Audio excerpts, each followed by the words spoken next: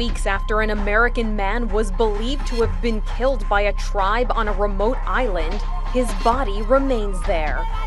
Today, this remote island in the Indian Ocean is the focus of an investigation. Where is American missionary John Chau's body? This morning, 7 people, including fishermen accused of taking him there, are under arrest. More may be under suspicion. North Sentinel Island is regarded as one of the most dangerous islands in the world. Why? Well, it's home to a tribe that will kill anyone who dares to intrude on their land. They live their own life completely isolated from the rest of the world. In fact, they still live a hunter-gatherer lifestyle. As a result, we hardly know much about them, but in today's video, let's explore some scary theories people have come up with surrounding this island, from the Sentinelese practicing cannibalism to the island housing a secret facility. Let's talk about these and more only in today's video, Top 10 Dark North Sentinel Island Theories. But before we begin, you might notice I have someone new standing beside me. Everyone please give a warm welcome to the new host, Rachel. Hey everyone, I'm Rachel. I'm happy to be here, so yeah, we're happy to have you. And now let's get on with the video. Starting off this countdown, we have the cannibalism. A lot of people are under the impression that the Sentinelese people on this island are cannibals. Because of their hostility and unadvanced lifestyle, people think they are completely wild. On a number of occasions, trespassers have been killed by this tribe, their bodies put on display before being buried. Never eaten. It's also believed that this theory was born after learning about the practices of a neighboring tribe.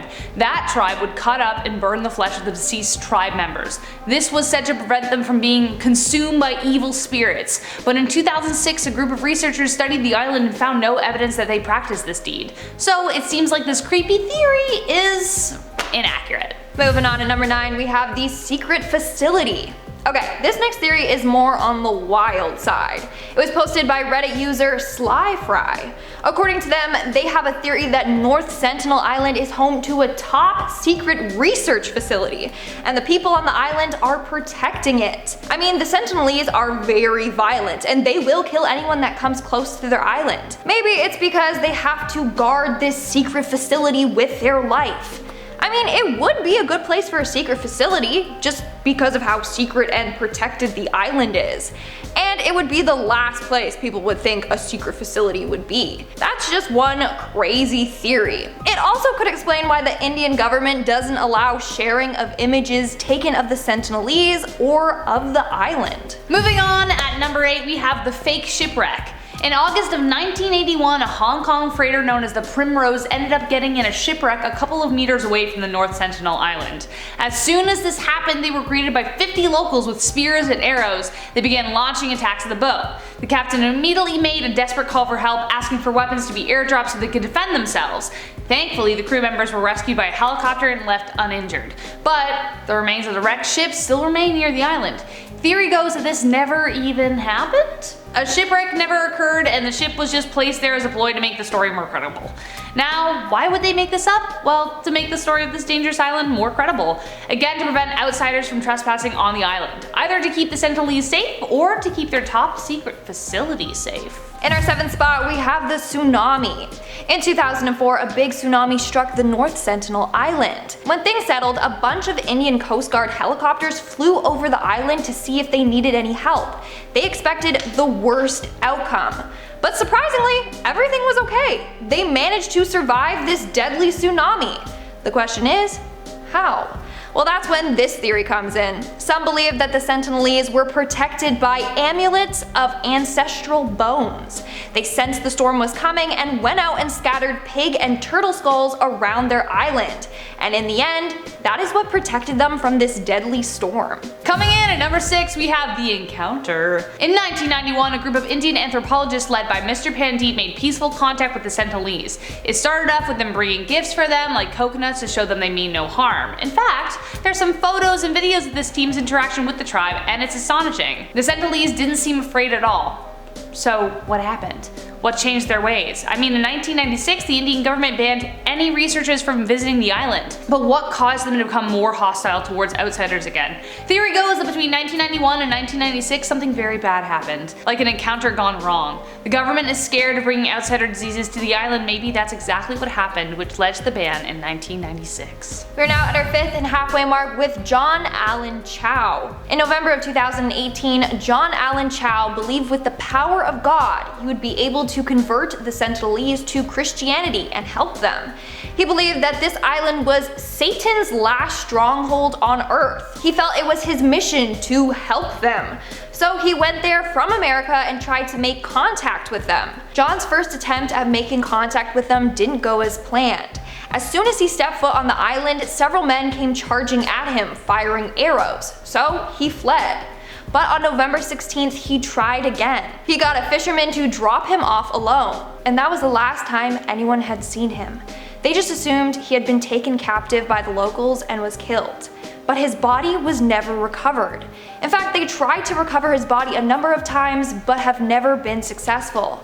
Theory goes, though, that John is actually still alive and is living there with them in peace. According to anthropologist T.N. Pandit, who has encountered the group on a number of occasions, he has described them as being largely peace-loving. But when they see someone new invading their territory, they get violent. But if Pandit was able to gain their trust and get close to them, maybe John actually was able to do the same. Who knows? According to a fisherman, he saw the tribe members dragging a dead body by a rope, but we don't know if that really was John's. Moving on, at number 4 we have the government experimentation. Theory goes that the government is actually holding the Sentinelese captive there. This is all against their will. Why are they doing this? Well, theory goes that they are running a number of experiments on them, like how long they are able to sustain their hunter-gatherer lifestyle, or how long they can go living and repopulating with a small amount of people. Because in the end, there's not going to be a lot of genetic variety there. There have already been concerns about inbreeding going on. Maybe this is all done at the hands of the Indian government. In our 3rd spot, we have the Malaysian Flight 370. On March 8th of 2014, Malaysia Airlines Flight 370 disappeared without a trace. To this day, no one knows what happened to this flight and the 227 passengers and 12 crew members on board. But NVJDS on Reddit has a theory on the flight's disappearance. He thinks that the missing flight was purposely crashed onto North Sentinel Island. Since the island keeps everyone away, no one would go looking there for a plane, and they wouldn't be able to even if they tried. As for why the plane was crashed there, I have no idea. But this kind of makes sense. Researchers that have tried to make contact with the island said the Sentinelese had new weapons made of metal. How could they get their hands on metal?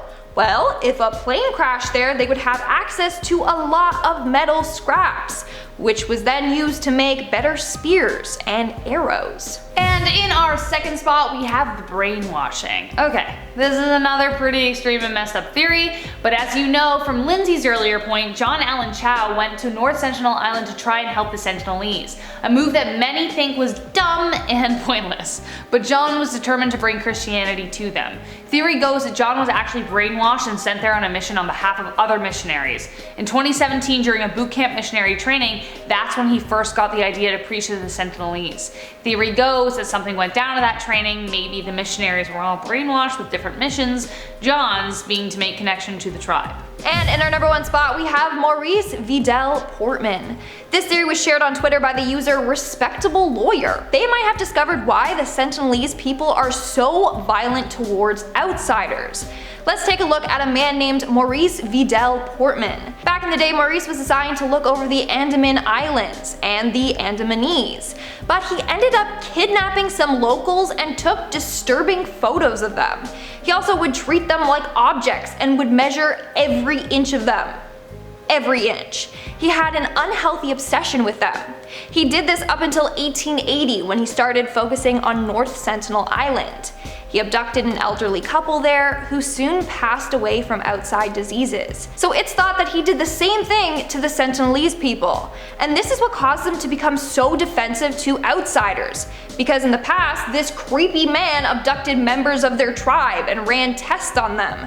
In the end, they are scared this will happen again. Alright guys, that's all for today's video. Let's move quickly along to our comment shoutout portion. We'll be shouting out comments from the video, top 10 scary true stories of feral people. Manya Gurnani commented, imagine the amount of research they do and effort they put into making these videos every single day. It's true. It's true. It's really a lot of work. It's a lot of research. Because we gotta make sure it's right. Because if we get a date or anything wrong, it's in the comments. It's gotta make sure we say things right as well. Yeah, like it's crazy. She pronounced that wrong. I get that all the time. I know. She pronounced it wrong. So like break it down phonetically and be like, okay, I that's how do it that is. in the That's how it is. Wait. Stephen Mercado commented, Hakuna Matata. Hakuna Matata. No, yeah.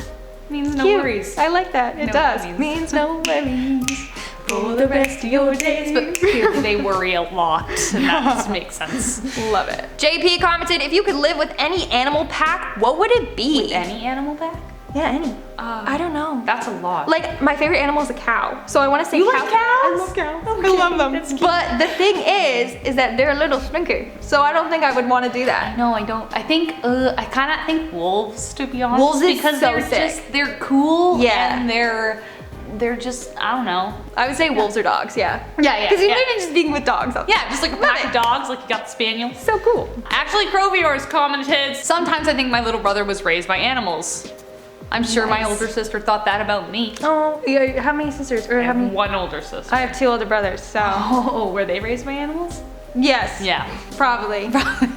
Yeah. Anyways, alright guys, that's all the comments we're shouting out for today's video. Make sure to comment something down below for a chance to be featured in our next comment shout out. And as always, don't forget to give this video a big thumbs up and subscribe to Most Amazing Top 10 for more amazing videos. I've been your host, Lindsay Ivan. And I'm Rachel Fisher. I'll see you when I see you.